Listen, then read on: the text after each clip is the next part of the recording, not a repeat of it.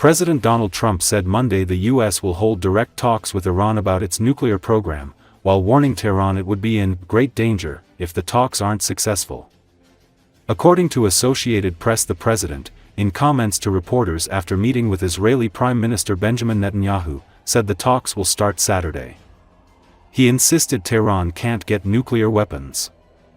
Asked if he would commit to military action against Iran should his negotiators be unable to come to terms with Tehran, Trump responded that Iran is going to be in great danger, and I hate to say it. If the talks aren't successful, I think it's going to be a very bad day for Iran, Trump said. Trump during his first White House term withdrew the U.S. from the landmark nuclear accord with Iran negotiated by Democratic President Barack Obama's administration. Netanyahu says he supports Trump's diplomatic efforts to reach a settlement with Iran, adding that Israel and the U.S. share the same goal of ensuring that Iran does not develop a nuclear weapon. The Israeli leader, known for his hawkish views on Iran and past calls for military pressure, said he would welcome a diplomatic agreement along the lines of Libya's deal with the international community in 2003.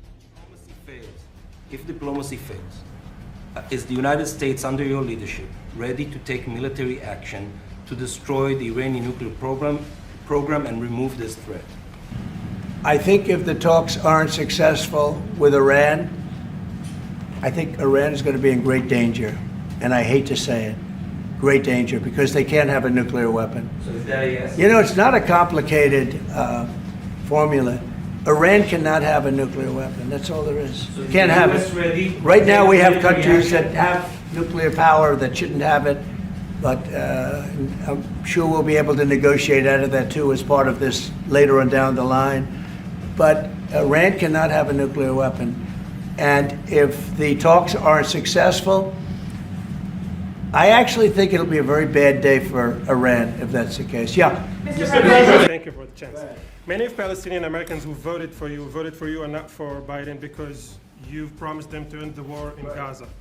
Very honored by that vote, too. The war is still going on and there's no hostage deal. Well, I'd like to see the war stop, and I think the war will stop at some point that won't be in the too distant future. Right now we have a problem with hostages. We're trying to get the hostages out. We got quite a few of them out, but it's a long process. It shouldn't be that long. We are not going to relent, and it's only to get more unrelenting until the Houthis declare they will stop shooting at our ships. And we've been very clear at the Iranians as well. They should not continue to provide support to the Houthis, and that message has been made very clear. So we have a lot more options and a lot more pressure to apply, and we know, because we see the reports, how devastating this campaign has been in them, and we will not relent. This is the first time we hear that the U.S. is having a direct contact with the Iranians. Is it possible to give us some more information? At what level the U.S. is represented? High level, very high level. And we're dealing with the Iranians. We have a very big meeting on Saturday, and we're dealing with them directly. You know, a lot of people say, oh, maybe you're going through surrogates or you're not dealing directly, you're dealing through other countries. No, we're dealing with them directly, and maybe a deal is going to be made. That would be great. It'll be really great for Iran, I can tell you that.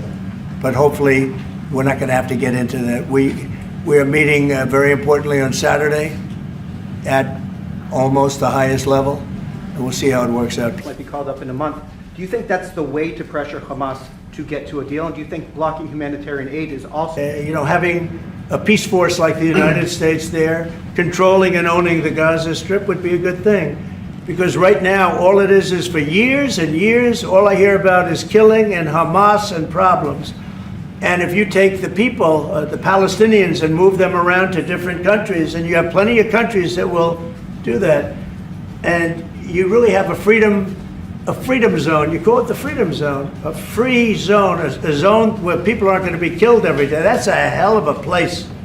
It's you know what I call it, a great location that nobody wants to live in, because they really don't. And when they have good living, real living, where Hamas and all of the problems they have, the level of death on the Gaza Strip is just incredible. And I've said it. I don't understand why Israel ever gave it up.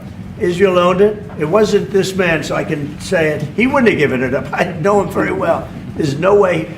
They took oceanfront property and they gave it to people for peace. How did that work out? Not good. Is the immigration Gaza, Gazans were closed in. And every other place, including in arenas of battle, I mean, whether it's Ukraine or Syria or any other place, people could leave.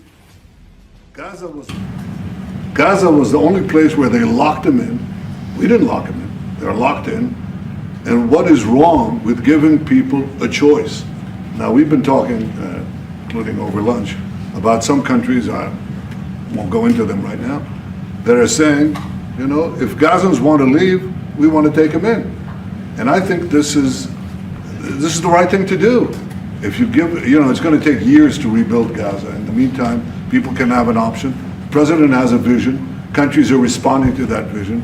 We're working on it. I hope we'll have good news. Thanks for watching, and please remember to like, subscribe, and share this video to stay updated with the latest breaking news from DesBuzz 24.